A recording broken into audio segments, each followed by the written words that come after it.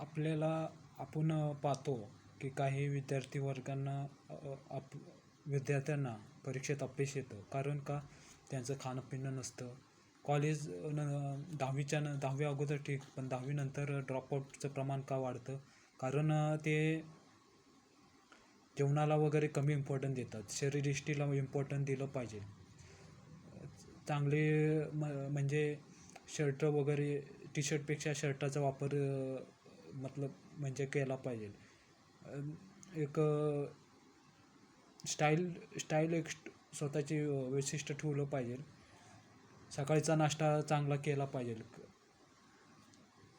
नंतर जेवण केलं पाहिजे आणि रात्रीचं पण जेवण नीट केलं पाहिजे. परत सकाळी लवकर उठलं पाहिजे आणि रात्री पण लवकर झोपलं पाहिजे. कारण रात्री उशिरा झोपल्यामुळे माझा दिमागावर परिणाम होतो, मेंदूवर परिणाम होतो आणि त्याचा परिणाम एकाग्रतेवर होतो.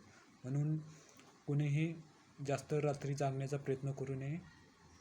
आपल्या आरोग्याची काळजी घ्यावी. हिरव्या झाडांचे संगोपन करावे. हिरवा भाजीपाला जास्त खावा, असं मी यासाठी व्हिडिओ आहे. आणि गणिताचा सराव रोज संध्याकाळी गणिताचा सरावाला इम्पॉर्टन्स दिलं पाहिजे. कारण आयुष्यात जगण्यासाठी पैसा म्हणजे शेवटी गणितच सगळ्या ठिकाणी उपयोगी येते. नमस्कार.